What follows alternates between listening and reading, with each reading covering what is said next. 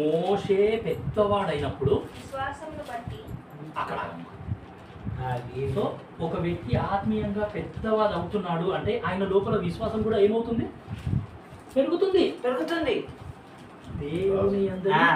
దేవుని అందరి విశ్వాసం అనేది కూడా ఆ వ్యక్తి యొక్క లోపల పెరుగుతా వస్తుంది. సో మోషే పెద్దవాడైనప్పుడు విశ్వాసమును బట్టి చదవమ్మా.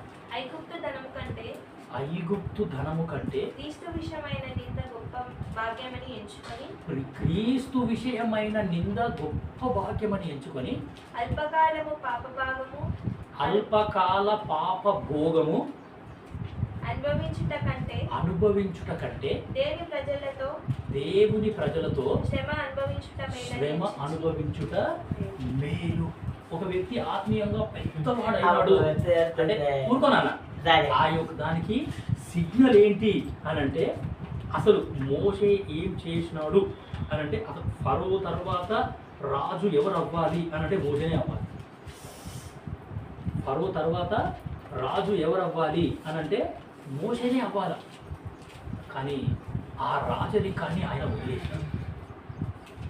ఫరో కుమార్తె యొక్క కుమారుడు అని అనిపించుకోవడానికి కూడా మోషే ఇష్టపడలేదు.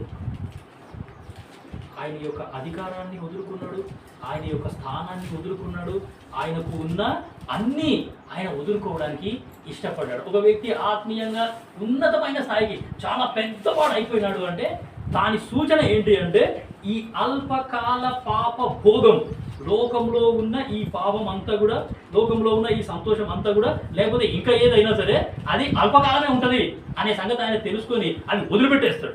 వద్దు నాకు పెద్దవాడు అవుతున్నాడు అని అంటే ఆత్మీయంగా ఇంకా అన్నీ వదిలిపెట్టేస్తాడు అనమాట. నీకు అర్థమయ్యేటట్టు చెప్పాలంటే భక్త సింగ్ తాత మామూలు వ్యక్తి కాదు. ఆయన 100 ఎకరాలు ఉన్నాయి వాళ్ళకు, ఏం తక్కువ లేదు. 100 ఎకరాలు వ్యవసాయ భూమి ఉంది వాళ్ళకు. 2 ఇంజనీరింగ్ చేసిండు. ఒక ఇంజనీరింగ్ చేయడానికినే మనం కింద మీద పడతాం. 2 ఇంజనీరింగ్ చేసిండు ఆయన ఆత్మీయంగా ఇంత పెద్దవాడు అయిందండి. అన్ని వదిలేసిండు. వాళ్ళ నాయన చెప్పేసిండంట, యేసు ప్రభు గురించి ఇతరులకి చెప్పకుండా, నా సాక్ష్యం ఇతరులకి పంచుకోకుండా నేను ఉండలేను. ఏమొద్దు, నాకు నేను వెళ్ళిపోతాను, నాకు యేసు ప్రభువే కావాలి.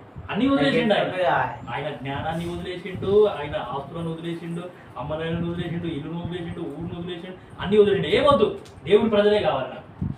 దేవుని ప్రజలు తింటే నేను తింటా, దేవుని ప్రజలు తాగితే నేను తాగుతా, వాళ్ళకు ఉన్నదేదో అదే నాకు కూడా ఉన్నది. ఉట్టి నీళ్ళు తాగి పండుకుంటున్నారా వాళ్ళు, నేను కూడా నీళ్ళు తాగి పండుకుంటా, అదే కావాలి నాకు, అదే కావాలి.